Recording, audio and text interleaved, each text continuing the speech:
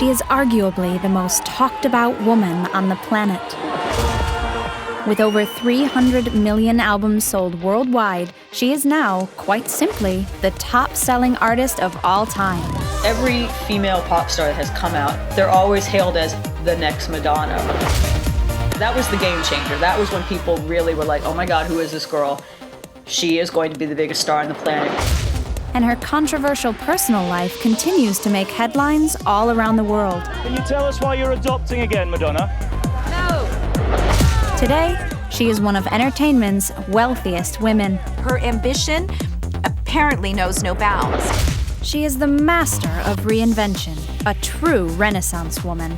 Not content with just singing, she is also a writer, dancer, producer, director, actor, and businesswoman extraordinaire. She went after everything she ever wanted. She is the one and only Madonna.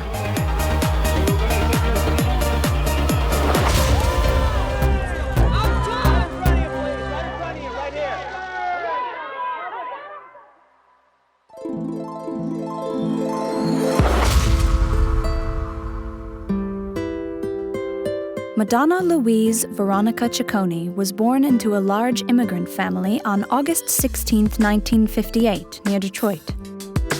Her father, Tony, was of Italian descent, and her mother, also called Madonna, was French-Canadian. Both were devout Catholics. They grew up at a time when Michigan was, before it kind of hit the economic skids, she grew up in a relatively affluent household. She identified really early on with Black culture. She would love dancing with the Temptations and would dance with the little girls in her neighborhood, and she tells stories that, they would beat her and beat her and beat her.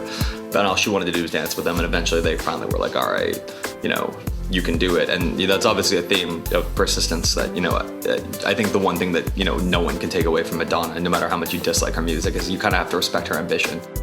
She was one of 6 children. She was the third of 6, which is interesting because if you believe in anything about birth order, usually you think it's the oldest ones who are the high achievers, but she was a middle child. And maybe that had something to do with why she was so such an extrovert, and she sort of had to fight to get attention. The kind of Catholic upbringing she had meant that it was rather strict with very enforced parameters, and there was a lot of religious symbolism in her life. Madonna said she grew up surrounded by nuns and priests who were always over at the house. And of course, we see the influences of that later on in her career. Religion was never too far away from her image, from her lyrical themes, and from her videos as well. It got her in a lot of trouble too. There's a lot of Catholic imagery that showed up in very subversive ways in her later work, particularly, most famously, the Like a Prayer video that ended up almost getting banned and resulted in a controversial fallout with her Pepsi deal.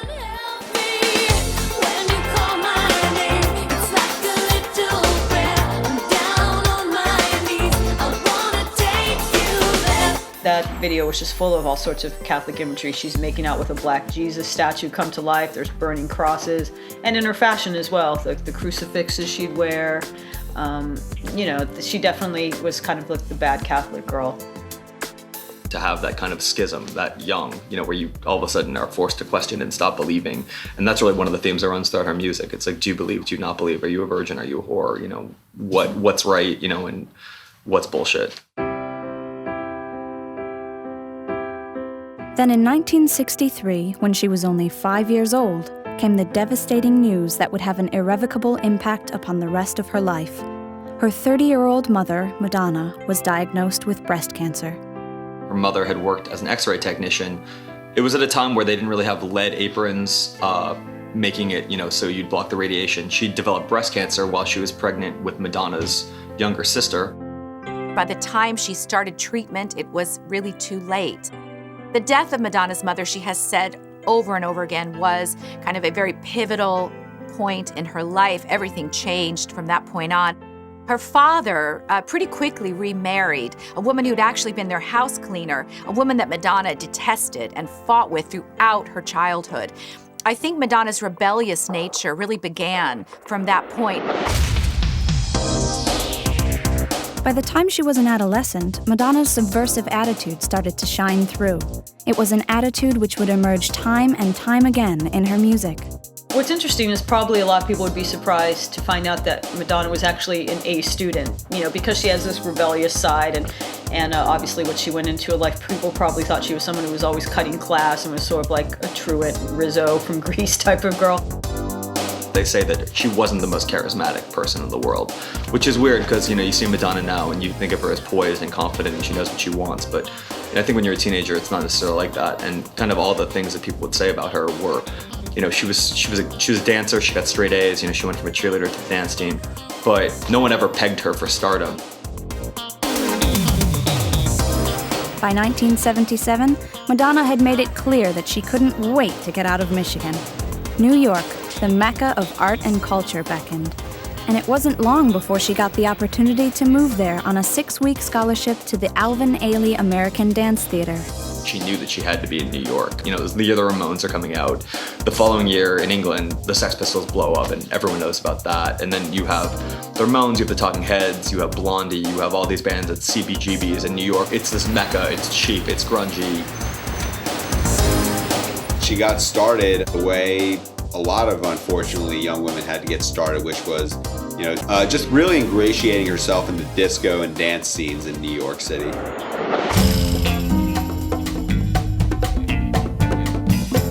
By 1979, Madonna was dating Dan Gilroy from the pop-punk band Breakfast Club. And not surprisingly, it wasn't long before she joined the group. It's pretty amazing to think, just knowing what we know about Madonna, that she actually played drums and guitar in that band. They may have been lovers, but Gilroy didn't pull any punches when it came to Madonna. There's a really famous quote where he just goes to her, "You're all naked ambition and no talent." And it goes again back to Andy Warhol. He was talented, but no one's gonna be like, Andy Warhol's a great painter, but he had big ideas and he knew how to wrap them in a pop format. And Madonna had the same thing. But eventually she decided to go out on her own and move away from sort of the rock and punk thing she was doing as a sort of New York punk person and go into dance music. And she connected with Stephen Bray, who was a fellow student of hers at University of Michigan. And they went on to do a million hits, big hits, like Into the Groove and Express Yourself. He was one of her primary songwriters for years. New York music producer Mark Kamens then helped her to get a record deal with Sire Records, and with the help of Stephen Bray, she wrote her first hit, Everybody. Come on. Everybody, come on, dance and sing. Everybody, get up and do your thing. Everybody is still one of my favorite Madonna songs. It's really funny because I recently read that the video she did for that song cost $1,500. I'm like, it cost that much? It looks like it cost like $5. But it's great. It's just her, and she's not even really looking as sexy as she later did. Her hair's short, it's brown. She's dressed in sort of these clothes from Newsies, these baggy, earth tone clothes. And it's just her dancing with two people in the background, as low budget as it can get, but it's like a totally compelling video, and the song is great.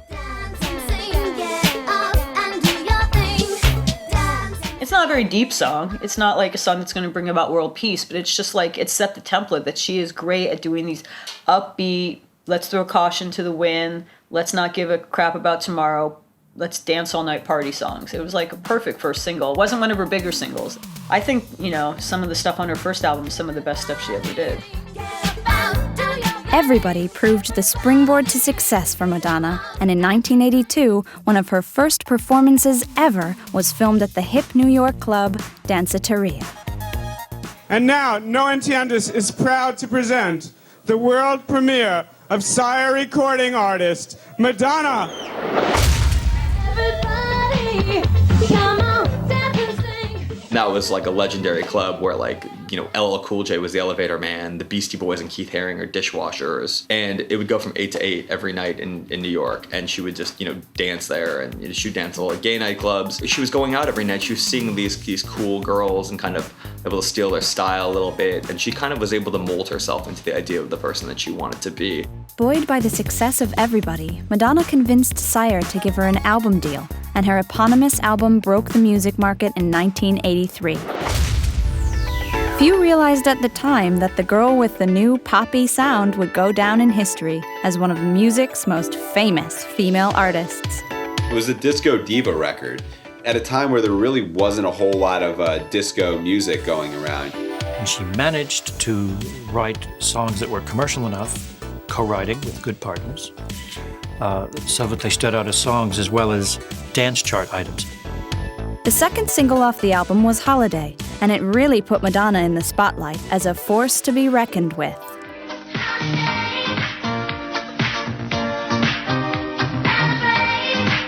Holiday was Madonna's first big hit single, and it did so well that it kind of launched her because she got on the hit TV show American Bandstand with Dick Clark, which was really afternoon appointment viewing on the weekends. And is she hot? This is Madonna! She got a little interview with Dick. We are a couple of weeks into the new year. What do you hope will happen not only in 1984, but for the rest of your professional life? What are your dreams? What's left? To rule the world. There you go. Ladies. It was such an unusual thing to say because at that time, nobody really knew who she was. She had one hit single to her name. But looking back on it, it's certainly, it's certainly interesting and came true to some degree. The first time I heard Madonna was on radio, Top 40 radio. It was Holiday, and I'm going to freely admit I thought she was black. I thought it was an R&B black artist. I think a lot of people thought that. They did not, when they later saw the image that she had, that she was blonde and Italian, people were surprised. Then Borderline came out, which is one of her best songs ever, and the song that broke her through.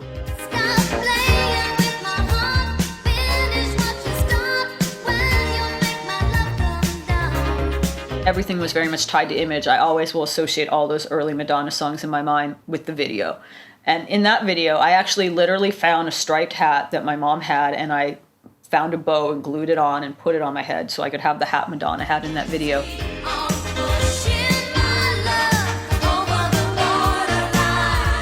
Madonna's early pop songs, like no matter like whether you hate Madonna now, whether you are the biggest Madonna fan ever, you kind of can't deny those songs because still to this day, you know, almost 30 years later, you put on Borderline, girls will dance to it. And at the end of the day, like that's kind of the general barometer for pop music. Like if you can get girls to dance to it, you will be popular.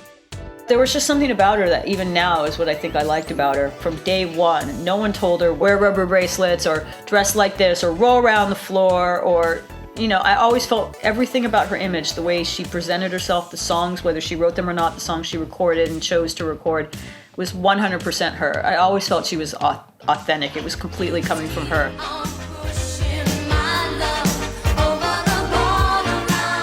I was like, I want to be this person. And I think a lot of little girls wanted to be her in a way that I don't think girls necessarily wanted to be Britney Spears.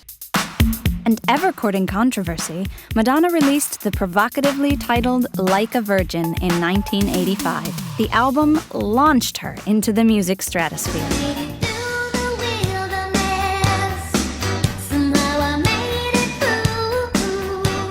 Well, Like a Virgin was a top #1 hit single for Madonna. And in the video, of course, we see her in Venice in a gondola.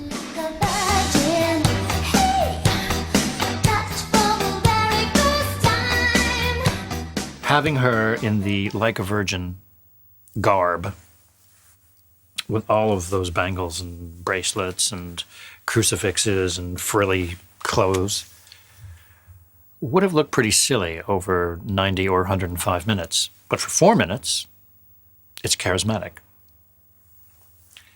And all of those image changes that she went through were perfect for 4-minute films. I'll be yours till the end of time, 'cause you make me feel. It's a really ambivalent song. It's just that like this relationship makes me feel brand new and fresh, but Madonna in her, I guess her ability to manipulate and be controversial, use the imagery in her favor. Just the use of the word virgin set people on edge.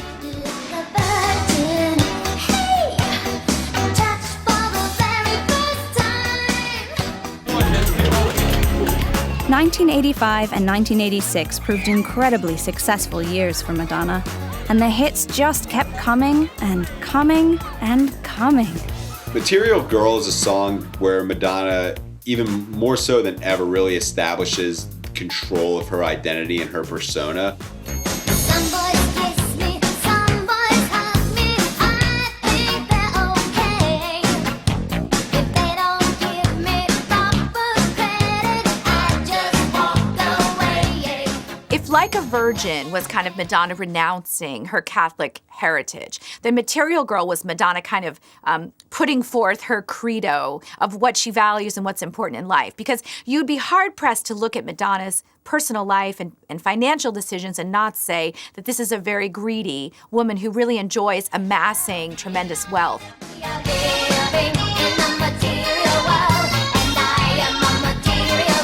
It was a subversive song, just saying, like, you know, it was the 80s where, you know, the me decade where people, you know, greed is good. And it was still, you know, for one thing, a major hit, but it gave a lot of people a lot to talk about. There was, you know, a lot more weight to it than what were typical pop stars at the time.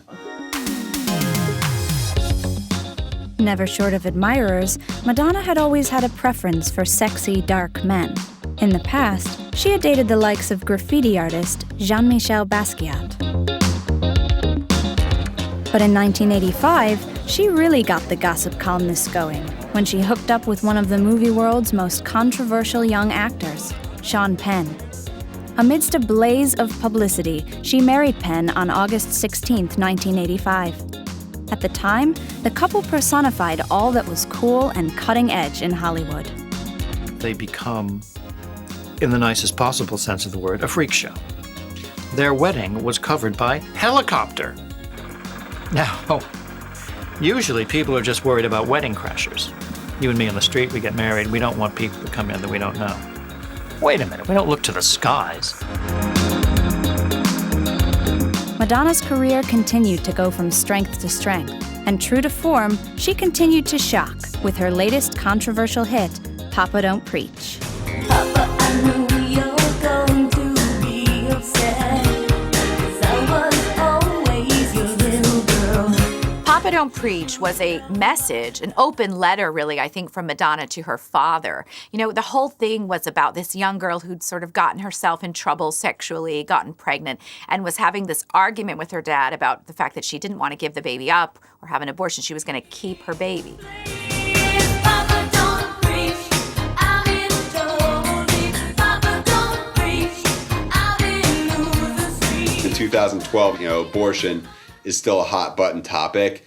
Some people don't want to touch it. So just imagine what it was like in the mid 80s to have a song which message was, you know, I'm keeping my baby. I'm keeping my baby. And it got really mixed reactions. There were family groups that praised the song, saying, okay, you know, Madonna is preaching taking responsibility, you know, not having an abortion or giving up your baby for adoption, but if you get pregnant, doing the right thing and marrying your boyfriend and raising the baby. Other people said, no, this is glamorizing teen pregnancy. She couldn't win, you know. Says that he's going to marry me. It's really just a Romeo and Juliet song, but she's able to kind of put it in the 80s context. She wasn't writing a Janis Joplin kind of song. She's writing these songs that appeal to like American teenage girls. Madonna dedicated this song to the Pope, which, as you can imagine, caused all kinds of headlines around the world. Up until now, she'd kind of been less, perhaps not subtly, but taking digs at them with Like a Virgin and some of her Catholic iconography. But this was kind of an open, all-out declaration of war. And the video, she was very toned, and she had a different look. She cut off her hair, and it was very short and blonde, and she looked very sophisticated. Sort of that boy toy look that she had before was going away. It was sort of the first time we really saw Madonna have one of her million persona changes and body changes. Madonna's wearing this very provocative black bustier and kind of bouncing around quite a bit in this sexy outfit. I was told that this is when Guy Ritchie actually started to develop a bit of a crush on Madonna, and he used to watch this video again and again and again, saying, you know, God, she's so hot. So ironically, he later ended up marrying her, but it was in that music video that he first, I think, started to kind of really fancy her. Her movie career continued with the release in 1986 of Shanghai Surprise, co-starring her husband, Sean Penn. Penn's popularity in Hollywood had suggested that the movie would be a huge success, but the reality was very different. Desperately Seeking Susan was a hit. It gave us the #1 song into the groove. You would have thought, wow, film career awaits. No, duds. Shanghai Surprise, I would say that's Madonna's first lead movie, and that generally was not received very well. You know, a lot of people wanted to do whatever they could to bring Madonna down.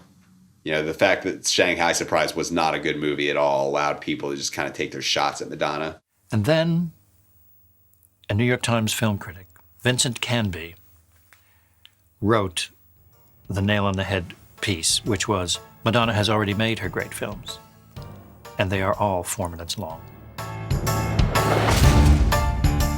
The movie had raised all kinds of differences, both personal and artistic, between Madonna and Sean.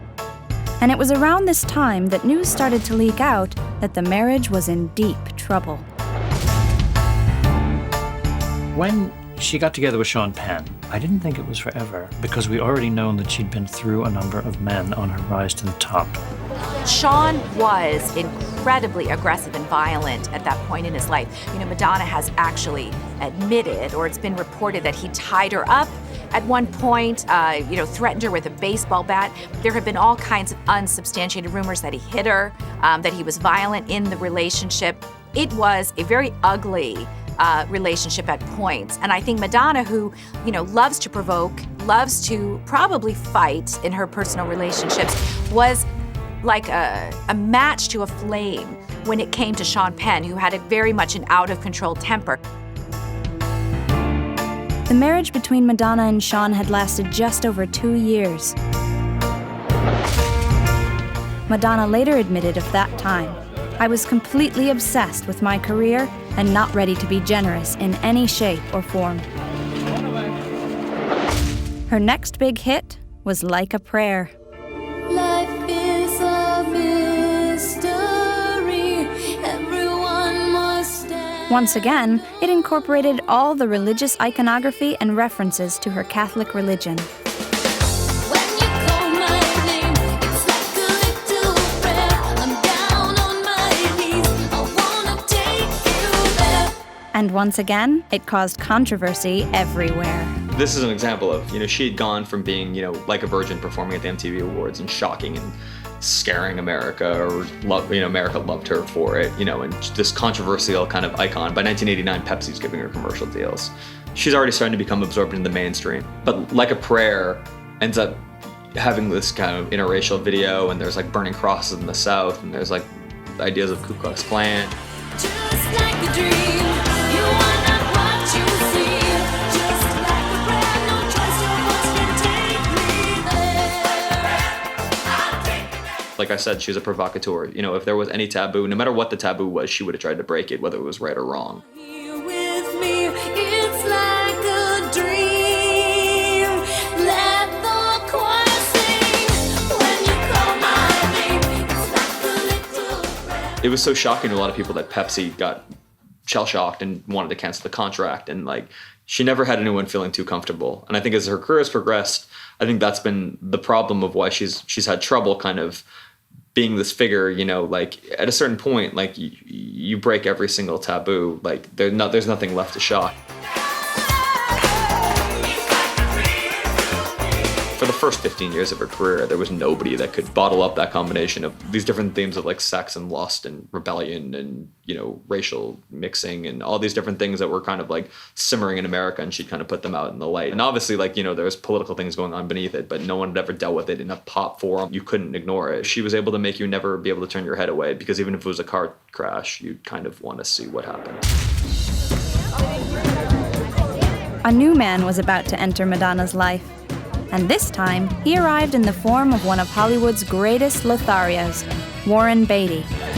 They met while filming Dick Tracy, a movie written and directed by Beatty, and their 20-year age gap became the talk of Tinseltown. She actually did a good job, which, for the most part was kind of a disaster in a lot of ways. It was sort of the beginning of a very weird multimedia time for Madonna. And then came the groundbreaking video for one of Madonna's most memorable songs, Vogue. And with it came yet another brand new image.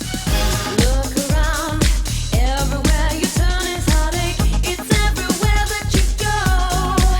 Look around, you try.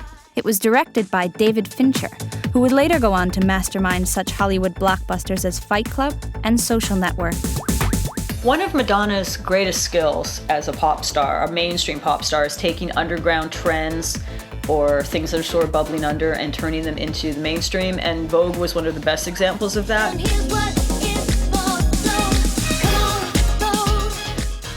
Voguing came out of the 1960s Harlem ballroom dance scene, mostly underground, mostly gay community, and she turned it into one of the biggest pop songs in 1989 or 1990, and, you know, made doing this sort of like a thing that like your grandma would do, even though she has no idea where it comes from. Don't just stand there, let's get to it. Strike a pose, there's nothing to it. You know, everyone knew it was 8 years after the fact that Vogue had kind of had its popularity, but, you know, I don't think the average, you know, person in middle America knew what voguing was until Madonna did it. It was a perfect example of her with her ear picking up a frequency that most people weren't hearing and making it her own. And it was also another continuation in terms of the video of her more glamorous, more classy look, the sort of Marilyn Monroe things she started to do, getting away more and more from the kind of crassly slutty look that she had established with her early albums. They had a very strong black and white video, very highly stylized, and, you know, one of the best meetings of message and music in Madonna's career.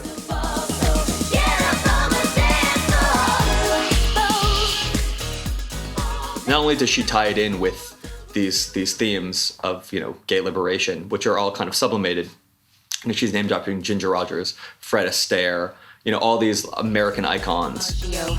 Marlon Brando, Jimmy Dean, on the cover of a magazine. Grace Kelly, Harlow Jean. She's bringing all these different ideas together with kind of a subversive idea beneath it, and then, you know, she's got a catchy video. And the truth of the matter is, you know, whether or not you know what voguing is, it kind of comes down to the fact that everyone remembers Madonna for being the person who vogued, because it's not necessarily who does it first. It's always kind of who does it best.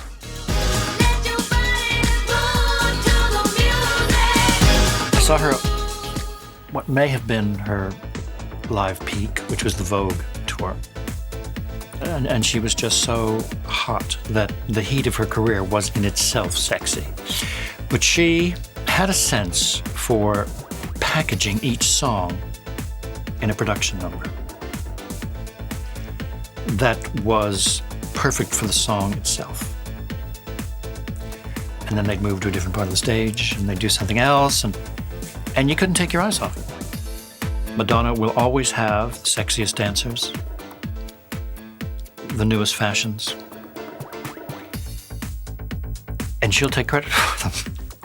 Not because she's being arrogant, but because everybody will give her credit for it, because they don't know who that second beautiful dancer from the left is. They'll just say it's a Madonna show. Madonna. 1991 was another epic year for Madonna. By now, she had achieved a staggering 32 top 10 hits in the US and sold more than 70 million albums internationally, generating an incredible $1.2 billion in sales. That same year, she also founded her own label, Maverick Records, with Time Warner, and brought out a greatest hits album called The Immaculate Collection. A documentary about her Blind Ambition tour also got the critics talking once again. In America, it was called Truth or Dare. In the rest of the world, it had the provocative title, In Bed with Madonna. I just think life is unfair. Like, here I am, this person, everybody thinks I have everything I want, right? But I want you and I can't have you. It was the Truth or Dare movie where it was one of the first times where she went to her mother's grave, you know, since she was a little girl. And if you really want to mark Madonna's career up into paths or into, you know, spheres, 1991 is kind of where she makes the sharp break. You know, she released the Immaculate Collection that year, and I think you could probably make a case that that was when she finally had gotten maybe the first bit of degree of peace with, you know, her mother's passing. I never really understood why she was taken away from us. It just seemed so unfair. I never thought that she had done something wrong, so oftentimes I'd wonder what I'd done wrong. She never wants to leave. She never wants to live any of her life with the cameras off. If it was ideal, she'd have the cameras on at all times. And they talk about her early shows, you know, she was one of the first ones to realize that she would let the audience be the peeping Tom. The documentary film also highlighted Madonna's free-thinking attitude towards sexual stereotypes, revealing her bisexual relationship with another woman. Andy, I don't like her. I don't either. Believe me, it's sickening. I don't like any of the people I sleep with either, so what difference Well, does it that's make? why you sleep with them, because they're hideous. It's very interesting that Madonna didn't get more of a reputation for being bisexual. She famously hung out with Sandra Bernhard as a gal pal. But that's because she went through so many people that inevitably a couple of them were going to be women. As if the documentary hadn't been provocative enough, a year later, Madonna really went for gold in pushing the boundaries when she published a highly controversial softcore pornographic coffee book featuring her in various blatant erotic poses. The book, called Sex, sold 150,000 copies on its release day in the USA alone.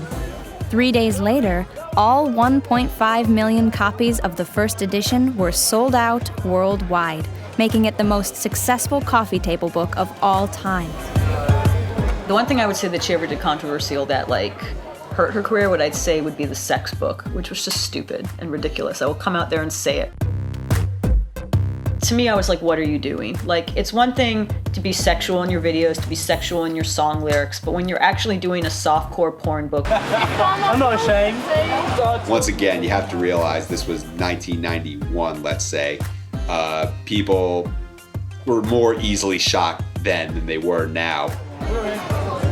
She had the sense of how far she could take it, because this could have potentially been a career ender. And then she knew intuitively when to cut it. And she let the book go out of print. It came out and coincided with what I think is one of her weaker albums, Erotica, which again was just so hammering you over the head with the sex thing. There was just something about that I thought seemed very desperate and very, just trying too hard and silly and just trying to shock, ooh, look how shocking I am. By now, even some of her most ardent fans believed Madonna had gone one step too far with her overtly sexual image. And for about 5 years, she went under the publicity radar.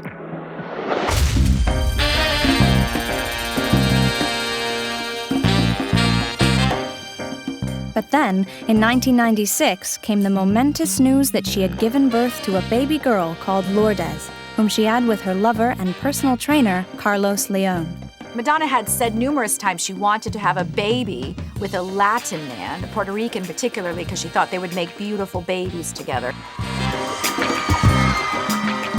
As if the birth of her daughter weren't headlining enough, news also broke in 1996 that Madonna had landed one of the most coveted roles in show business, that of Eva Perón, in the movie version of the smash hit musical Evita. She said at the time, "I am prouder of Evita than anything else I have ever done." Madonna's not going to go down history as being a great actress, but occasionally she gets married to the right part, and the reason why Desperately Seeking Susan worked well for her is because she was basically playing a variation of herself. And some people could say with Evita she sort of was too, this very ambitious woman who came from nothing, who is determined to make something of herself. Some would say, Madonna has used men or used her feminine wiles to get ahead. Evita was the great musical hit on stage of the late 70s. And for some reason, the film didn't get made, even though an entire generation of star females were mentioned for the part and seriously considered. In the film, she plays Evita Perón, the wife of Juan Perón, leader of Argentina. And this is a role that she'd always kind of wanted. And obviously she found, I'm sure, tons of emotional connection with a woman that kind of got everything that she wanted. I was extremely passionate about it. I knew that it was a chance for me as an actress and a singer to do things I had never done before and to push myself and to grow. It won't be easy. You'll think it's strange. Doing Don't Cry For Me, Argentina, from the balcony of the Casa Rosada, she was charismatic. Don't cry for me, Argentina. The truth is I never left you.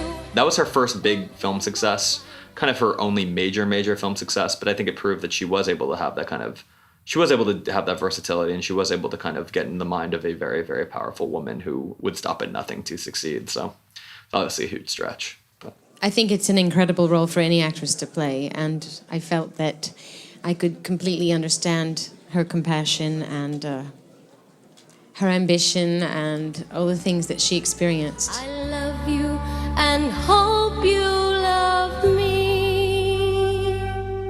I just feel that what's happening to me is a perfect example of you know, if you just keep on going and you put your mind to something, you can achieve anything. Look at me to know that every word is true.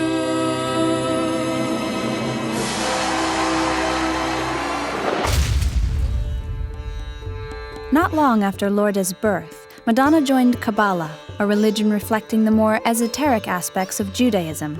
Her Kabbalah name is Esther, and to this day she remains a firm believer. In 1998, she released an album called Ray of Light, which proved a real departure from her.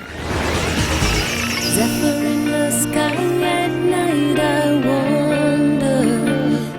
Once again, it proved a whole new chameleon-like reinvention of her image. That was a real change of pace because it wasn't so much a pop album as it was an attempt to kind of negotiate with the electronic music that was going on at the time. For most people in the music industry, electronica, that catch-all was seen as the next big thing.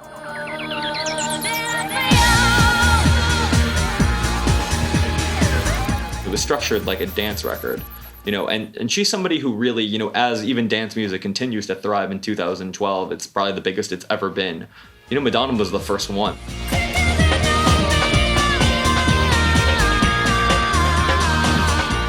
She was the one that kind of was able to do it in a way with more style than anybody had and more visual flair. She was the first one to get that it wasn't enough to just be a good singer, not to have good songs. You had to be an icon. If you wanted to survive, you had to, become not just a conversation at the dinner table. You had to be like the conversation at the dinner table.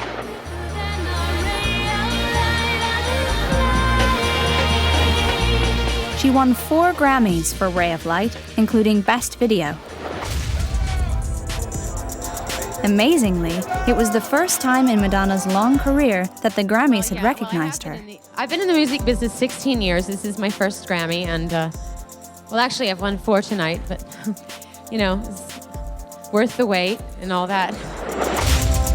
The video was directed by Swedish director Jonas Åkerlund, and it also won the MTV Video of the Year.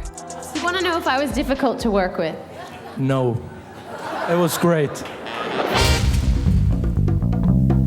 That same year, Madonna's constant reinvention continued when she married British film director Guy Ritchie. She moved from Los Angeles to London and later gave birth to their son, Rocco John.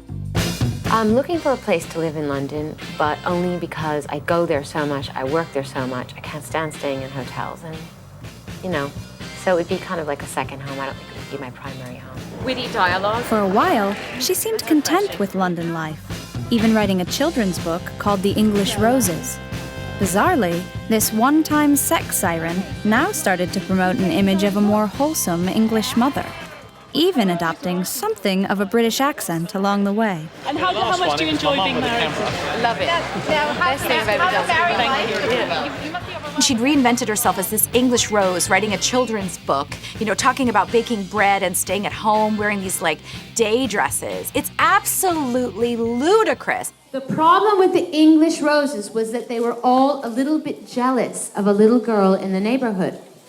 I tried out all the stories on my children, and whenever they got bored and started fidgeting or, complaining or looking for other things to do, I knew I had to fix that part of the story again. It's like Madonna thinks that the rest of us have such short memories that nobody remembers the whole S&M stuff from before, and we're happily ready to accept her as this, English rose. Now, of course, what we see more recently is another reinvention, kind of something in the middle. She still wants to be sexy. She wants to prove that she can be 53 and she can rock a bodysuit. As she's kind of dabbled, at one time very, very deeply involved in the religion, I think lately perhaps a bit less so, we've seen the kind of influences of having a spiritual life and how that has affected her in terms of her public image.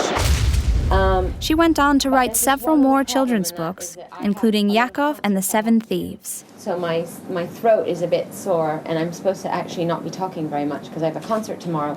So Lola has volunteered to read the story to you. Once upon a time that rose before him in the distance. In 2003 came Madonna's 9th studio album, American Life. With only 4 million sales, it was the lowest-selling album of her career. And a few less successful singles emerged later. She had a couple of huge flops. American Life was, first and foremost, the biggest flop of them all. That's the song where she tries to rap. And it went about as well as you might imagine. I'm drinking a soy latte. I get a double shot. It goes through my body, and I'm satisfied. Madonna's 10th album, Confessions on a Dance Floor, was released in 2005. Confessions of a Dance Floor from 2005 was probably, in my opinion, the last great Madonna record. We'll see how the new one is, but that was, I think, her last real great record. And in a way, it was a full circle achievement. American Life had been, kind of a misstep of her trying to be all political, and she got back to actually what she did in the beginning, her dance roots, her danceteria roots.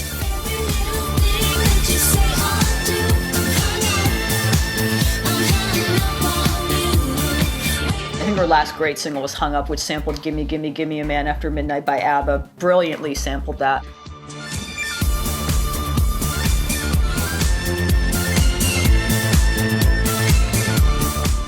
At that point, she had kind of gotten a reputation as being very, very self-serious.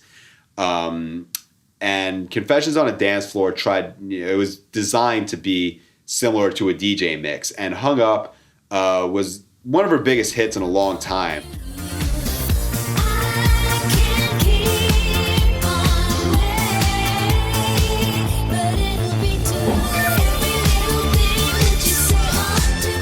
It was a #1 song, I believe, in 40 plus countries, which made it the most widespread #1 single in pop history.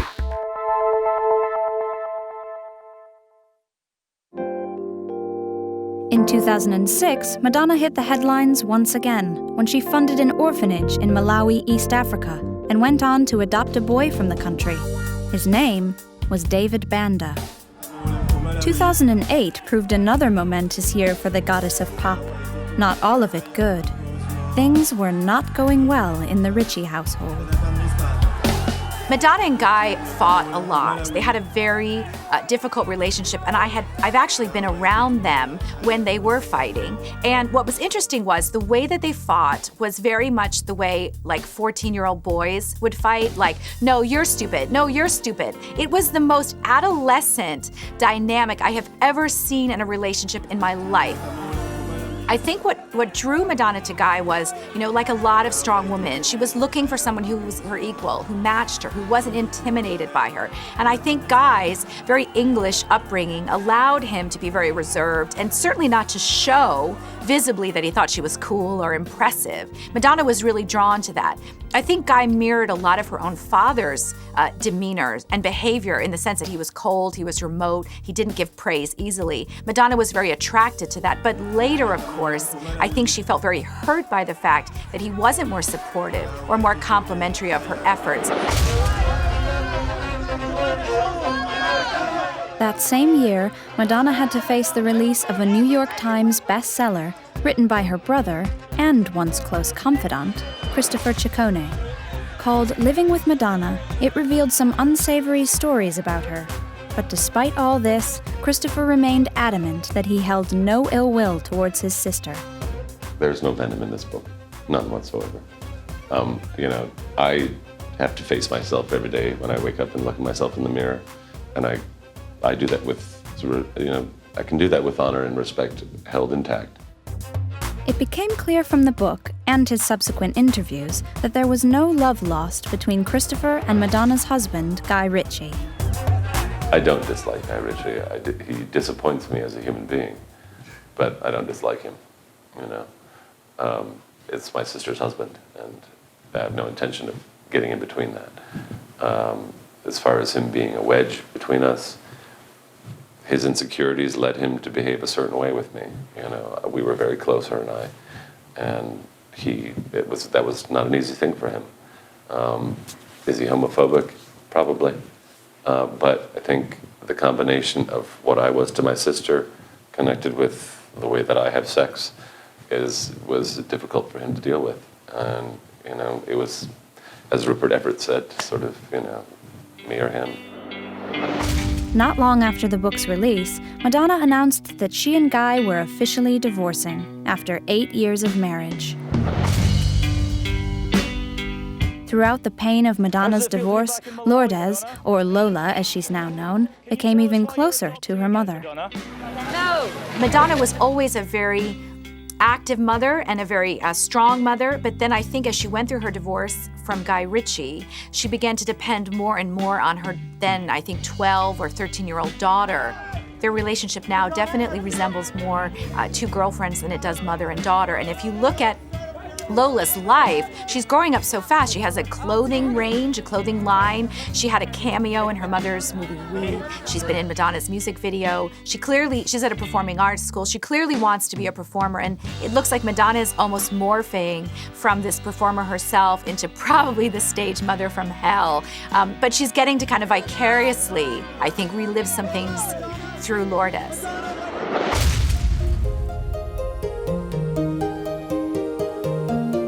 As she approached her 50th birthday, Madonna found herself in Malawi's high court defending claims that she had flaunted the adoption laws in the country over David Banda.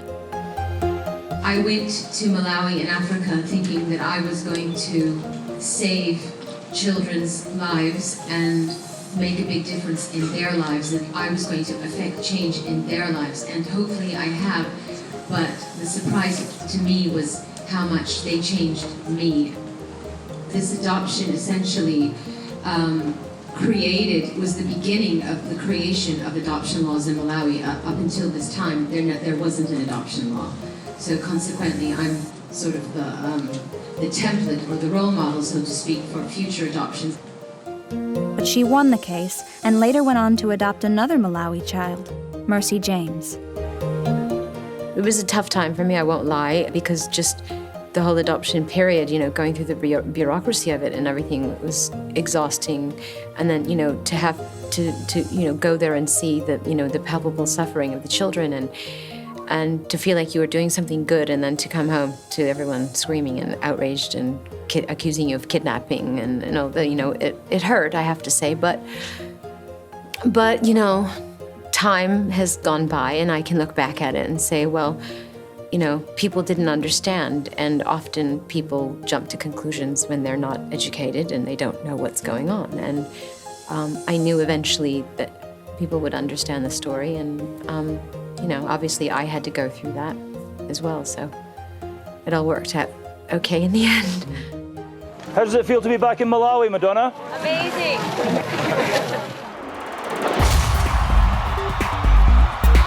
That same year, Madonna released a third greatest hits album, Celebration, which became her 11th #1 album in the UK. She now tied with Elvis Presley as the solo act with most #1 albums in the country. In 2011, Madonna stepped back into the movie business, this time as a co-writer-director on WE. It told the story of American divorcee Wallis Simpson, who brought the British monarchy to its knees when she won the heart of King Edward VIII and he was forced to abdicate. The movie received mixed reviews. Basically, all the reviews have been universally bad, apart from the fact that they've said, in terms of the artistic direction, basically like she was making a music video, it looks good. But everything else, the script, how the movie flows, there's a lot of anachronistic stuff, or stuff from out of time. You've got Wallis Simpson dancing to some punk song from The Cure, stuff like that Madonna thought was very edgy, has been universally reviled by critics. Today, despite her increasing years, Madonna's live performances are legendary. As a live performer, she is fantastic. I had the privilege of going to a very small concert she held, and I was in a VIP area standing next to Guy Ritchie, and we were very close to the stage. And at the time, she was fantastic. A lot of energy. She really commands the room. In fact, she reminded me of Oprah Winfrey in a strange way, because I've been in a situation with Oprah as well, and she just has to stand there and say anything banal, and the whole audience is riveted. Madonna has that same commanding presence. They remind me of each other. And she just had the audience in the palm of her hand from the minute she came on stage.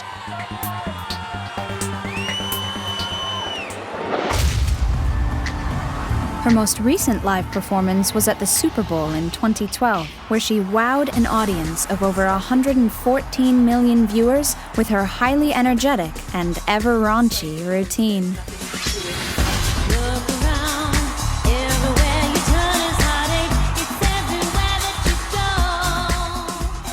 I thought Madonna's performance at the Super Bowl was a great spectacle. It was a great show, which is what Madonna is famous for. If you looked at the way the stage was lit and all kinds of, amazing graphics and visuals and dancers and choreography, it was very well done. There was, for example, this man on a tightrope. There's a particular name for what he did, and he's the first person to get national television doing that, because she was clever enough to spot, this is new. Get him to do this tightrope thing, dance on a tightrope.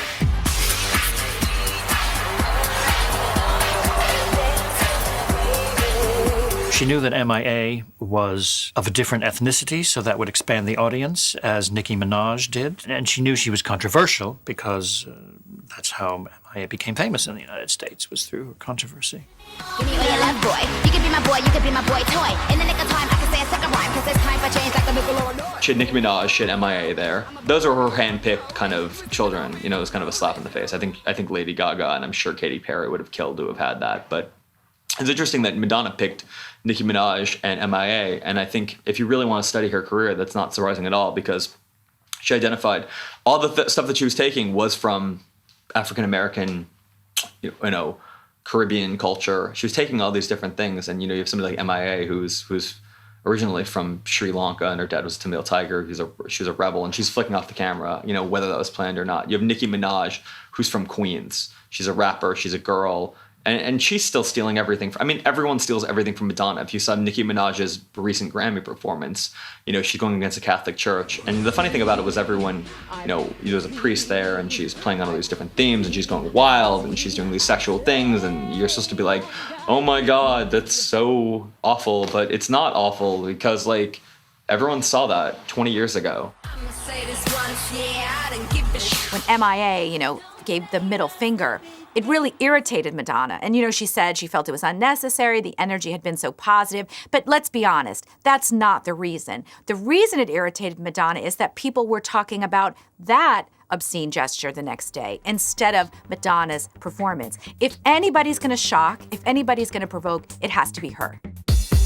If you looked at her alone, the voice, some of the dance moves, the fact that she was actually holding cheerleading pom-poms at one point was a little bit silly.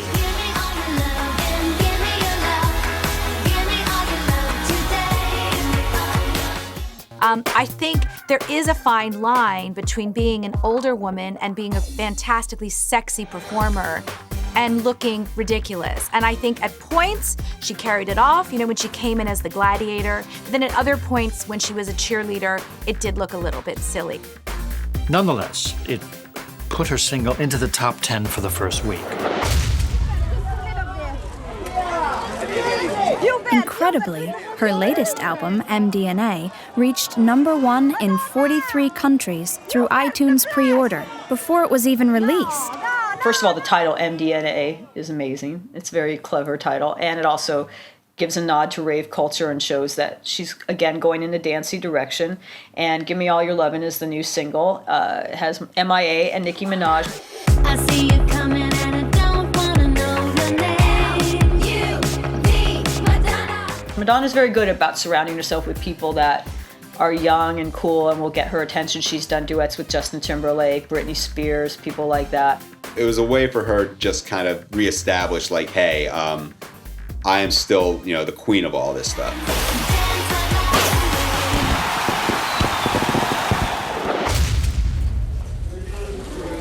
Ever contentious, Madonna's love life continues to fascinate an ever greedy and voracious media. Most recently, she's been linked with much younger men, like 26-year-old Brazilian model Jesus Luth and 25-year-old Brahim Zaibate. You name a big male star of the late 20th century, and Madonna probably had some affiliation with him in some way, and if not, he wanted it, because she took men like trophies.